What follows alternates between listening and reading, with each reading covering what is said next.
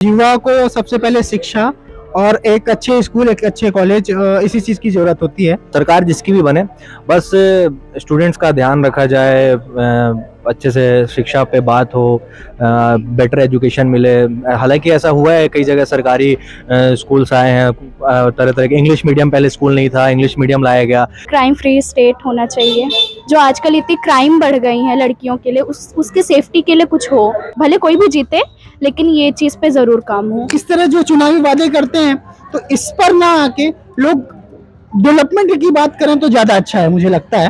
क्योंकि हम सब एक हैं और एक होके सबको रोटी कपड़ा मकान चाहिए, तो सबको सबकी ज़रूरत यही है और सामान्य तौर पर सबको यही चाहिए। इसलिए लोगों को जो जरूरत है उस पर बात होनी चाहिए, ना कि चुनावी वादे और तरह तरह की चीजों पे बात। हम तुम्हारे जात के हैं तो तुम हमको ही वोट देना, और हम तुम्हारे जात के, इस पे ये चीज जिस दिन बंद हो जाएगा ना, उस दिन अपने आप कास्टिज्म जो आप जो बोल रही है ना, वो बंद हो जाएगा। जो किसान फैक्टर है वो काफी प्रभावशील है। पिछले बार सरकार ही इसलिए आई थी क्योंकि किसान का मुद्दा हावी था। किसानों के फिर से कर्जे माफ होंगे, बिजली का बिल माफ किया जाएगा, तमाम तरीके के वादे किए हैं। नमस्कार, जनचौक में आप सभी का स्वागत है। मैं पूनम और इस वक्त हैं हम बिलासपुर जिला में, और बिलासपुर संभाग जो वो छत्तीसगढ़ का सबसे बड़ा संभाग है, जिसमें 24 विधानसभा क्षेत्र आते हैं। तो इस वक्त कुछ लोग, पहले चरण का जो चुनाव है 7 तारीख को संपन्न हो चुका है।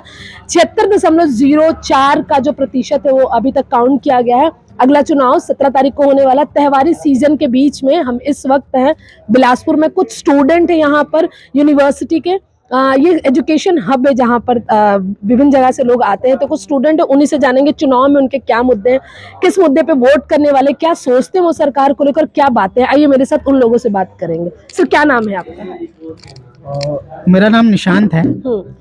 निशांत, 5 साल की सरकार रही, उससे पहले भाजपा की सरकार रही थी। इस बार जब आप वोट करने जाएंगे तो कौन कौन से मुद्दे हैं जिस पे वोट किया जा सकता है? देखिए, मैं पहले सबसे पहले बता देता हूँ कि मैं एक युवा हूँ और युवा को सबसे पहले शिक्षा और एक अच्छे स्कूल, एक अच्छे कॉलेज, इसी चीज़ की ज़रूरत होती है। लेकिन अभी तक देख रहे हैं कि सभी वादे करते हैं लेकिन उस तरह से इम्प्लीमेंट नहीं हो पाता है। स्कूल तो है लेकिन वहाँ अच्छी क्वालिटी की पढ़ाई और अच्छे इक्विपमेंट्स, चाहे वो प्रैक्टिकल के हों, चाहे वो थ्योरी के हों, या फिर स्मार्ट बोर्ड की वाली बात हो। तो जो डिजिटल तरीके से जो हम बनना चाह रहे हैं, लेकिन उस तरीके से हम नहीं बढ़ रहे हैं। तो हम चाहते हैं कि डिजिटल के साथ आगे और अच्छे डेवलपमेंट के साथ हम आगे बढ़ें। राहुल गांधी ने भाषण दिया था बस्तर में, जब पहले चरण का चुनाव होना ना, पहले से लेके मतलब नर्सरी से लेकर पीजी तक की पढ़ाई को फ्री करने वाले, इसको कैसे आप देख रहे हैं? देखिए, इस चीज़ को मैं आपको स्पष्ट करना चाहूँगा कि नर्सरी से 12वीं तक तो शिक्षा ऑलरेडी फ्री ही है, ठीक है। उसके बाद आपने ये स्पष्ट नहीं किया है कि कॉलेज में कि मेडिकल में भी फ्री देंगे, इंजीनियरिंग में भी फ्री देंगे, क्योंकि मेडिकल की सीट अलग से आती है और इंजीनियरिंग की सीट अलग आती है। और उसके बाद फिर जो आपकी राज्य सरकार की जो सरकारी कॉलेज है उसमें तो आपको रिलैक्सेशन तो मिलते है, छूट तो मिलती है।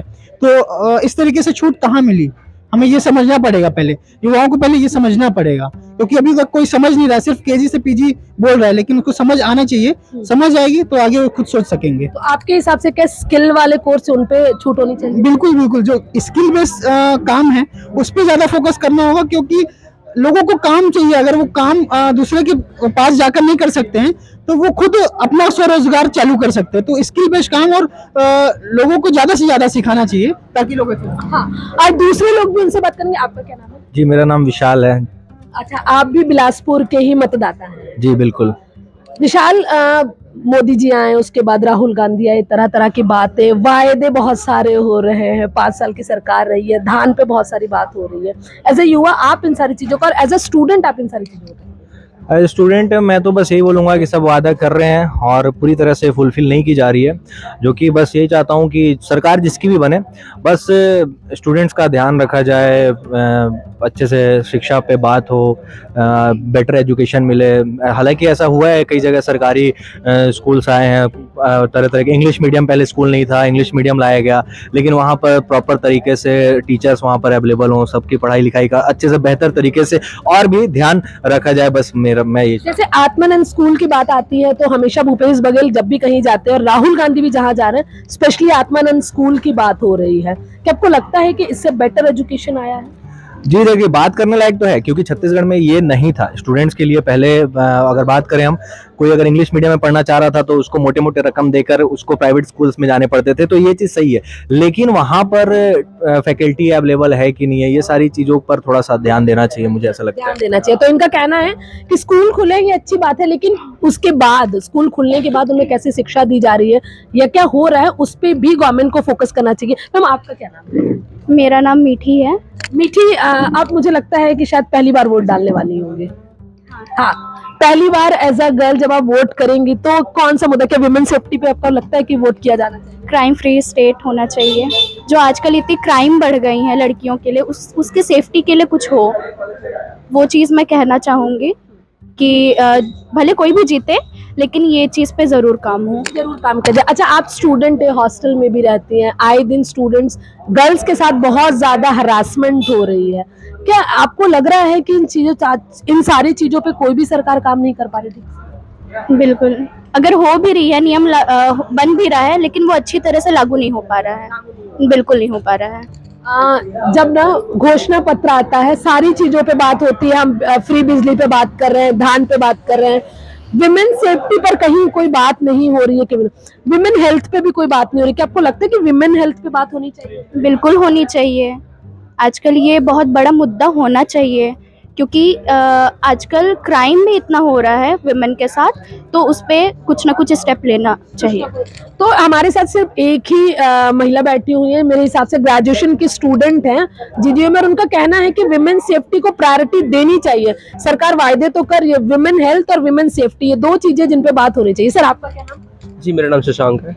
शशांक, अब आप मुझे बताइए कि जैसे आप लॉ के स्टूडेंट है और बहुत सारी बातें जो रही आजकल नई डिमांड, जाति जनगणना पे बहुत बात हो रही है, राहुल गांधी भी यहाँ कह के गए कि जाति जनगणना होनी चाहिए और जैसी हमारी सरकार आती है हम इस पे काम करेंगे, इसको आप कैसे देखें? जी बिल्कुल लेनी चाहिए अगर ऐसा प्रोविज़न लाया गया है तो। और सिर्फ इस चीज़ का प्रोविज़न लाने से नहीं, मगर हर एक संभाग में इस चीज़ को अच्छे से निजी तौर पे अगर करे तो ज़्यादा अच्छा है। आप भी लॉ के स्टूडेंट है, आपका क्या कहना है? कास्टिज्म के बारे में तो मेरा कुछ में कोई पॉपुलर ओपिनियन नहीं है, तो बस as a law student I just believe in equality, nothing else. मेरे को कास्टिज्म मेरा कोई कमेंट्री नहीं है उसमें कोई। मतलब कास्ट सेंसस को आपके हिसाब से होना चाहिए कि नहीं? कास्ट सिस्टम नहीं होना चाहिए। कास्ट सेंसस बहुत डिमांड चल रही है इस बात को लेकर। नहीं, आपके नहीं हिसाब से नहीं होना चाहिए। सर आपका क्या ना, आप एक स्कॉलर है, आपके हिसाब से इस पे बहुत बड़ा मुद्दा, राहुल गांधी ने कहा कि जैसे ही हमारी सरकार आएगी हम कास्ट सेंसस कराएंगे। बीइंग अ स्कॉलर आपको क्या लगता है कि इस मुद्दे पे बात करो? और दूसरी तरफ मैं साथ में क्वेश्चन जोड़ दे रही कि मोदी जी का एक बयान है कि कोई जात नहीं है, एक ही जात है, वो गरीबी। दूसरी तरफ वो अपने आप को एज अ ओबीसी प्रेजेंट कर रहे हैं, यहाँ के सीएम भी ओबीसी हैं, जाति जनगणना की बात है। आपके हिसाब से क्या होना चाहिए इन सारे मामलों में? देखिए, आपने तो सवाल तो अच्छा किया है, लेकिन मैं उसका जवाब बड़े सामान्य तरीके से देना चाहूँगा कि सबके अपने अपने वादे हैं और सबके चुनावी वादे होते हैं। तो ये इस तरह जो चुनावी वादे करते हैं, तो इस पर ना आके लोग डेवलपमेंट की बात करें तो ज़्यादा अच्छा है, मुझे लगता है। जमीनी स्तर पे काम करना चाहिए, ना कि समाज और जाति या फिर किसी समुदाय को, किसी विशेष को लेकर बात करनी चाहिए। गरीबी और ये ओबीसी वाली बात नहीं आनी चाहिए, क्योंकि हम सब एक हैं और एक होके सबको रोटी कपड़ा मकान चाहिए। तो सबको, सबकी जरूरत यही है और सामान्य तौर पर सबको यही चाहिए। इसलिए लोगों को जो जरूरत है उस पर बात होनी चाहिए, ना कि चुनावी वादे और तरह तरह की चीजों पे बात होनी चाहिए। चुनावी वायदों से इतर भी अगर देखें तो जैसे बिहार में कास्ट सेंसस हुआ है, आपके यहाँ पर भी छत्तीसगढ़ में आरक्षण वाली बातें, आरक्षण को बढ़ाया गया है, 58% आरक्षण किया गया था।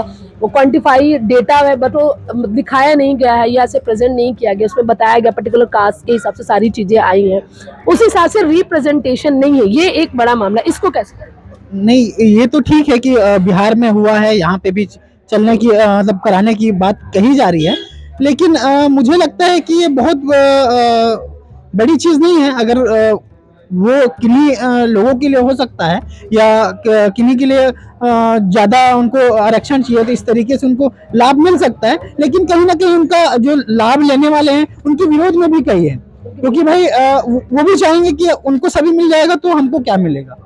तो इस तरीके से ये चीज़ें हैं कि जहाँ अपक्ष है तो वो विरोध भी है। वोट पे असर होगा क्या? बहुत ज्यादा असर नहीं होगा मुझे लगता है कि इस पे, क्योंकि लोग नहीं समझ पा रहे हैं, अभी भी नहीं समझ पा रहे हैं, इसको समझने की कोशिश करना पड़ेगा। आपका क्या कहना है इस मामले पे, जो बार बार जाति जनगणना की बात हो रही है? राहुल गांधी ने कहा कि जैसे ही हमारी सरकार आएगी हम जाति जनगणना करवाएंगे, दूसरे दिन से करवाना शुरू किया। जी, इस पर मुझे लगता है कि बिल्कुल नहीं होनी चाहिए। ये जाति जड़ जो ये सब बेकार चीज़ है, जो जातिवाद होता है, ये सब मुझे नहीं लगता है कि ये होना चाहिए, लेकिन हमारे बोलने से ये बंद नहीं होने वाला है। ये चलता आया है और मुझे लगता है कि चलता रहेगा, लेकिन इस पर बिल्कुल अच्छे से तरीके से। आपका है कि जातिगत प्रताड़ना है जो चलते हैं वो चलती ही रहेंगे इस हिसाब से? मुझे ऐसा लग रहा है अभी तो कुछ दिनों तक, मतलब ऐसा लग रहा है कि चलने ही वाली है ये बंद। इस पे कोई एक्शन लेता ही नहीं है, इस पे बल्कि और ज्यादा प्रचार करते हैं कि भाई हम तुम्हारे जात के हैं तो तुम हमको ही वोट देना, और हम तुम्हारे जात के। इस पे ये चीज जिस दिन बंद हो जाएगा ना, उस दिन अपने आप कास्टिज्म जो आप जो बोल रही है ना, वो बंद हो जाए, मुझे ऐसा लगता है। मेरा एक और भी सवाल है, जैसे इन लोगों ने महत्तरी योजना जो लाई है कि महिलाओं को 1000 महीना मतलब साल का 12,000 रुपया, दूसरी तरफ कर्ज माफी, ये बहुत हाई प्रोफाइल इस समय मुद्दा बना, इसको आप लोग कैसे करेंगे? जी, यहाँ पे किसान बहुत ज़्यादा मात्रा में है, मतलब संख्या में है, सॉरी। तो किसान चाहते हैं कि हमको ज़्यादा से ज़्यादा लाभ हो, क्योंकि पहले देखा जाता था कि उन्हें ज़्यादा आय नहीं हो पाती थी। अब की सरकारें किसानों की पूछ परख करने लगी हैं, किसानों की बातें करने लगी है, और हर पार्टी, चाहे वो कोई भी पार्टी हो, वो किसानों की बात रखने लगी है। तो मुझे लगता है कि जो किसान फैक्टर है वो काफ़ी प्रभावशील है। पिछले बार सरकार ही इसलिए आई थी क्योंकि किसान का मुद्दा हावी था, इस बार भी किसान का मुद्दा हावी है। फिलहाल भाजपा ने ये घोषणा नहीं की है माफी की, कांग्रेस ने की है, तो कहीं ना कहीं मेरा सवाल था कि कांग्रेस ने कर्ज माफी की बात की है, भाजपा ने महत्तरी योजना जो महिलाओं को 1000 देगा, तो ये क्या एक दूसरे पे भारी पड़ रही है? देखिए, दोनों चीज अलग है। वो कर्ज माफी और महिलाओं को 1000 रुपए देना, ये दोनों चीज अलग है। कर्ज माफी जो अभी तक मुद्दा प्रभावी रहा है, पिछले बार की भी बात करें तो वो ज्यादा प्रभावी रहा है, और उसी की वजह से सत्ता आई थी। और महिला महतारी वाली जो बात है, जो योजना है, वो ज्यादा अभी प्रभावशील उस तरीके से नहीं दिख रही है, इस तरीके से दिखनी चाहिए थे। तो ये इनका कहना है कि जो योजना है उनकी घोषणा तो हुई है, लेकिन वो उतनी अभी प्रभावी नहीं लग रही है। बाकी 17 तारीख को जब वोट होगा उस पर देखा जाएगा कि लोग किस हिसाब से यहाँ पर वोट करने। सर, एक और सवाल है, जैसे जो बिलासपुर है वो हब है, ये मेरा सारा सवाल सबसे है कि ये बिलासपुर जो एजुकेशन हब है, यूनिवर्सिटीज हैं, अलग अलग यूनिवर्सिटी है, ITI के कॉलेज भी है, बाहर से बच्चा के पढ़ रहे हैं, मतलब बोला जाता है कि छत्तीसगढ़ का मुखर्जी नगर है बिलासपुर। तो इसमें CGPSC SI की जो भर्ती में है वो बार बार यहाँ से खबरें आ रही हैं, गड़बड़ियों की खबरें आ रही है, रिश्तेदारों की हायरिंग की खबरें आ रही है, क्वेश्चंस पेपर जो थे वो ट्विटर पे सर्कुलेट हो रहे थे। इसको एज अ स्टूडेंट आप देखिए, इस पर दुख सुनकर तो दुख बहुत ज़्यादा होता है, क्योंकि हमारे कुछ साथी भी हैं जो तैयारी करते हैं, उनके पिताजी खेत और घर को गिरवी रखकर तैयारी करवाते हैं बच्चों को। तो जब ये सुनकर पता चला कि इस तरह हुई है, अगर सच में हुई है तो इसकी जांच होनी चाहिए, और जो आरोपी है उनको कड़ी से कड़ी सजा होनी चाहिए। हालांकि इस पर हाई कोर्ट ने भी संज्ञान लिया है, तो आगे अभी रिपोर्ट आनी बाकी है, लेकिन अगर इस तरह का कुछ मामला है तो जांच कर आरोपी को कड़ी से कड़ी सजा दी जाए। आपके हिसाब से? मेरे हिसाब से भाई मेरा यही कहना है कि देखो, कहते हैं ना कि जो धुआं उठते बिना आग के तो धुआं उठता नहीं है, तो कहीं ना कहीं, और ये अगर विपक्षी बस बोलते तो ये कोई बात होता, लेकिन यहाँ पर हर कोई स्टूडेंट जो है धरना प्रदर्शन दे रहे हैं, लोग परेशान हो रहे हैं। सही बात है, जैसा कि बड़े भैया ने कहा कि खेत बेचकर एजुकेशन पूरा करते हैं, और उसके बावजूद फिर ऐसा होता है। एक बच्चे से मैं पूछा कि भाई तू इस बार किसको वोट दे रहा है, नॉर्मली मैंने वैसे ही जस्ट पूछा, तो उन्होंने बोला कि भैया जो सरकार वादा कर रही है कि हम माफ़ कर देंगे कर्जा, इसके लिए तो अब करंट सिचुएशन के हिसाब से तो मैं उन्हीं को वोट देना चाहता हूँ। लेकिन टेंशन इस बात का भी है कि इन फ्यूचर अब मेरी जगह किसी और को सीट मिल गया तो इसका भी टेंशन है, तो समझ में नहीं आ रहा भैया मैं क्या करूं, ऐसा है। हाँ, अच्छा, एक इसी में सवाल मैं ऐड कर दे रही हूँ कि जैसे 2003 से ही यहाँ पर, जब से 2000 में बना है छत्तीसगढ़, उसके बाद से जितने भी एग्जाम है 2003 का लोग बहुत जिक्र कर रहे हैं कि 2003 में वो मामला हुआ, तो उसके बाद अभी भी हुआ है, 10 साल बाद SI की भर्ती, उसमें भी ये सारी चीजें हुई, तो इसको आप कैसे देखिए? देखिए, ये एक ऐसा लूप सा बन गया है। अभी जो न्यूज़ आई है जो PSC CGPSC की, कि जो 18 कैंडिडेट्स हैं जो कि किसी न किसी के रिश्तेदार हैं, और इनका भर्ती एक बहुत ही दुख की बात है कि रिश्तेदारों का हुआ है, और जो इतने सालों से तैयारी करते हैं, जो कि 7-7 8-8 साल से तैयारी करते हैं, उनका ना होकर के इनका हुआ है। और एक कॉज भी है कि लोग जब पढ़ाई करते हैं और जब नहीं होता तो डिप्रेशन में जाते हैं, उसके बाद क्या सुसाइड करने का भी सोचते हैं, तो एक बहुत बड़ा कॉज होता है। तो मैं चाहूँगा कि ऐसा दोबारा ना हो और इस पे कड़ी कार्रवाई होनी मतलब चाहिए। लंबे पैटर्न से 2003 हुआ कि एक बड़ा मतलब एग्जाम्पल है वो। 2012 में एसआई के पेपर, उसके बाद 2023 आ गया, मतलब 11 सालों का एग्जाम ही नहीं क्लियर हो पाया। तो आपके हिसाब से कि इन सारी चीजों पे जो है कड़ी से कड़ी कार्रवाई होनी चाहिए। बिल्कुल, ये लूप सा हो गया। देखिए, अब सरकार अगर किसी को किसी के रिलेशन से अगर आ रही है तो वो समझिए कि पैसे खिला रही है। अब उसके बाद वो एक लूप सा हो गया कि मतलब आप उसको ठीक करें कैसे। एक सवाल ये भी आ रहा है इसी बीच में कि ऐसा थोड़ी ना कि कोई अच्छी फैमिली से तो वो पढ़ने में स्मार्ट नहीं हो सकता, ये भी बात नहीं है। हाँ, ये भी हो सकती है, कोई अच्छी फैमिली से है और क्या पता मतलब ये बात हुई कि इस तरह का मामला है तो सार्वजनिक कर देनी चाहिए चीजों को, सार्वजनिक कर दे। देखिए, कॉपी 1 साल तक CGPSC का नियम है कि 1 साल तक आप कॉपी देख सकते हैं। ऐसा कुछ मेरे ध्यान में है, जो मेरी जानकारी में, कि कॉपी देख सकते हैं। लेकिन एक प्रावधान ये भी है कि सरकार उसको नष्टीबद्ध भी कर सकती है। तो अभी स्थिति ये है कि शायद नष्टीबद्ध कर दिया गया था, तो उसके बाद कॉपी नहीं देख पा रहे हैं। लेकिन अगर इस तरह का कुछ मामला रहता है, ऐसा उठने वाला रहता है, तो सरकार को पहले ही कॉपी रखनी चाहिए या डिजिटल फॉर्म में भी रखनी चाहिए, ताकि सार्वजनिक कर सकें, मुद्दा ही खत्म हो सकता है। आपसे मेरा सवाल है, आप महिला हैं, जैसे लड़कियों को तो वैसे ही बहुत परेशानी होती है। किसी एक लड़की से मेरी बात होती, बोली सोशल प्रेशर बहुत ज्यादा, एग्जाम नहीं आ रहे हैं, एग्जाम क्लियर नहीं, पर छोटी छोटी भर्तियां आ रहे हैं जिसमें बहुत कम हो रहे हैं। एज अ गर्ल आप कैसे देखती हैं CGPSC और SI वाले मुद्दे को? मेरे हिसाब से लड़कियां जो है ना वो कम, एक तो उनको कम साल दिया जाता है ये सब के लिए। सोशल प्रेशर हो तो सबसे बड़ी बात फैमिली प्रेशर होता है कि अगर तुम जल्दी नहीं निकाली तो तुम्हारा शादी करवा देंगे, और अगर तुम ये नहीं करे तो वो करवा देंगे। तो अगर वो मान जाइए 8-10 साल से वो लोग तैयारी कर रहे हैं और उनका इन्हीं कारण से अगर नहीं निकलता है, तो सबसे ज़्यादा ऐसे देखा जाए सोसाइटी में तो सबसे ज़्यादा प्रेशर उन्हीं पे पड़ता है। तो इस चीज़ पे कार्रवाई तो होनी चाहिए।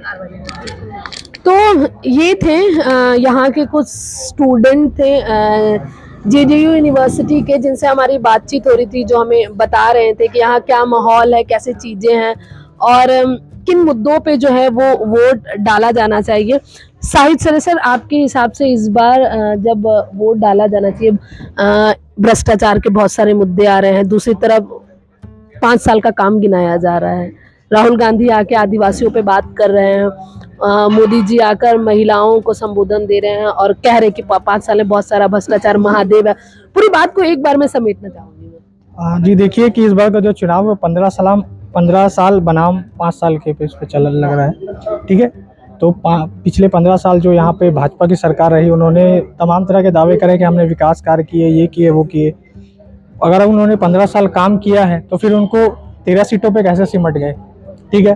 पूर्ण बहुमत से यहाँ पे कांग्रेस की सरकार आती है, किसानों का कर्जा माफ़ होता है, धान का समर्थन मूल्य मिलता है और तमाम तरीके के वादे किए, और जो उनको कुछ वादों पे वो उनको पूरा भी किए हैं। तो जनता में कॉन्फिडेंस आया है, जिसके कारण उन्होंने कांग्रेस को एक विकल्प के रूप में चुना, ठीक है। इस बार का जो चुनाव है उसमें भाजपा कांग्रेस और इसके साथ ही जो कई क्षेत्रीय पार्टियां भी सामने हैं, आम आदमी पार्टी भी है, जो इन दोनों जो राजनीतिक पार्टियां हैं, जो सबसे बड़ी पार्टियां हैं, उनका गणित बिगाड़ सकती हैं इस बार के चुनाव में।